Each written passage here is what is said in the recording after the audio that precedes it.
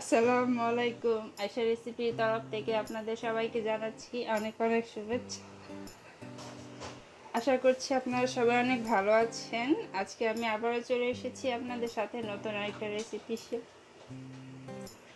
Share করার জন্য, আর সেটা হচ্ছে শীতের সবজি দিয়ে রুই মাছের ঝোল।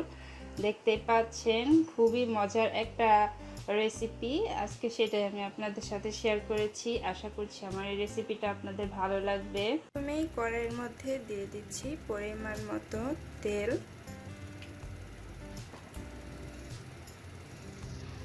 এখন এখানে দিয়ে দিচ্ছি পেঁয়াজ, দিয়ে দিচ্ছি কয়েকটা কাঁচামরিচ। পেঁয়াজ মরিচটাকে আমি একটু নেড়ে নিচ্ছি। তো দেখতেই পাচ্ছেন পেঁয়াজটাকে আমি ফ্রাই করে নিচ্ছি। এখন এখানে দিয়ে দেব পরিমাণ মতো লবণ,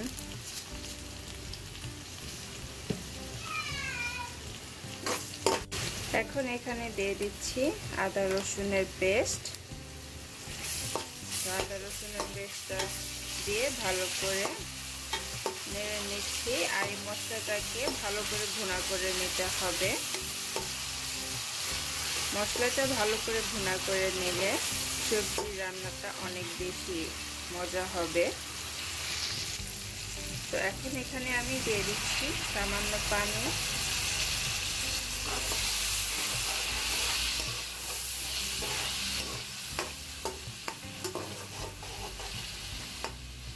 এখন আমি এখানে গুঁড়া মশলা অ্যাড করব। প্রথমে দিয়ে দিচ্ছি হলুদের গুঁড়া, এরপর দিচ্ছি ধনিয়ার গুঁড়া, দিয়ে দিচ্ছি লাল মরিচের গুঁড়া, দিয়ে দিচ্ছি মিক্স মশলা। এই সব কিছু আমি ভালো করে নেড়ে নিচ্ছি আর ভুনা করে নিচ্ছি।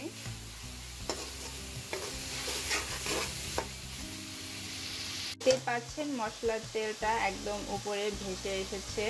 তো মশলা ভুনাটা হয়ে গেছে, দেখতেই পাচ্ছেন। এখন এখানে আমি সবজিগুলো দিয়ে দেব।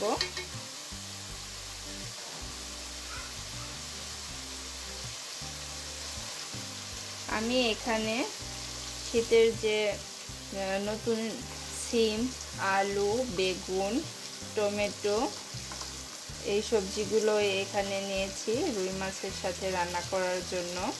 আর সব কিছুই দেখতেই পাচ্ছেন বড় বড় করে কেটেছি, কারণ নতুন সবজি অল্প রান্নাতেই একদম নরম হয়ে যায়, বেশিক্ষণ রান্না করতে হয় না, এজন্য বড় বড় করে কেটে নিয়েছি। এখন সব কিছু ভালো করে মশলার সাথে নেড়ে মিক্স করে নিচ্ছি।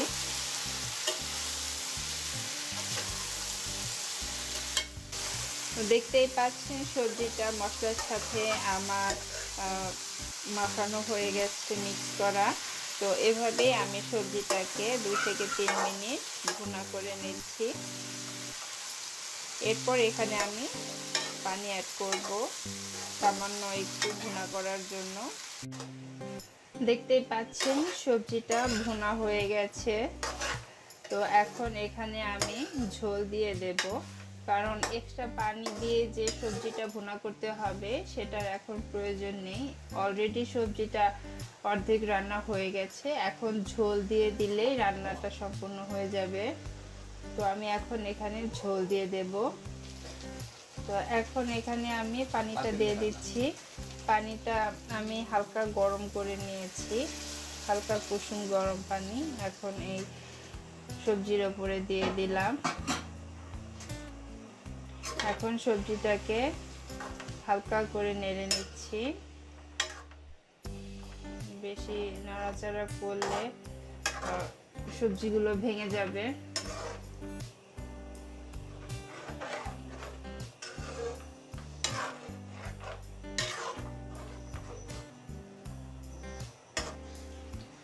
তো দেখতেই পাচ্ছেন ঝোলটা দেওয়া হয়ে গেছে, ঝোলটা আস্তে আস্তে বলক উঠে আসছে। এখন আমি এর ওপরে টমেটো দিয়ে দিচ্ছি। টমেটোগুলো আমি আগেই দেইনি, কারণ টমেটো একদম নরম হয়ে গলে যায়, এজন্য টমেটোটা আমি পরে দিলাম।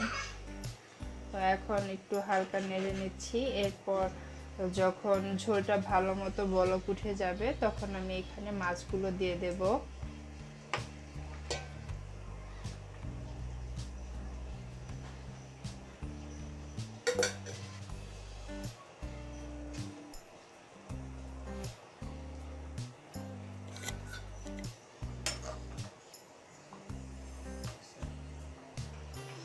দেখতেই পাচ্ছেন সবজি তরকারি ঝোলটা বলক উঠে গেছে। এখন এখানে আমি মাছটা দিয়ে দেব। আমি একটু সবজিগুলোকে হালকা নেড়ে নিচ্ছি। এখন এখানে মাছগুলো দিয়ে দেব।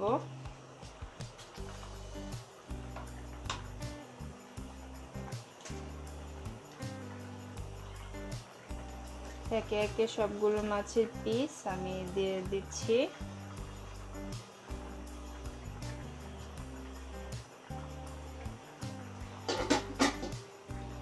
এখন আলতো করে সবকিছু নেড়ে নিচ্ছি।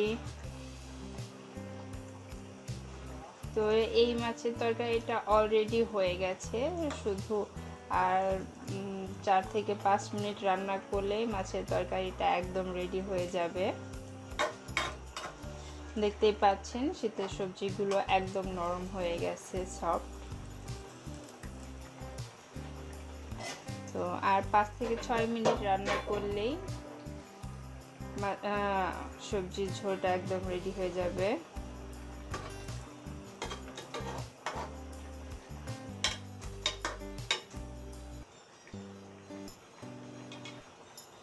ফিরে আসছি 5 মিনিট পর।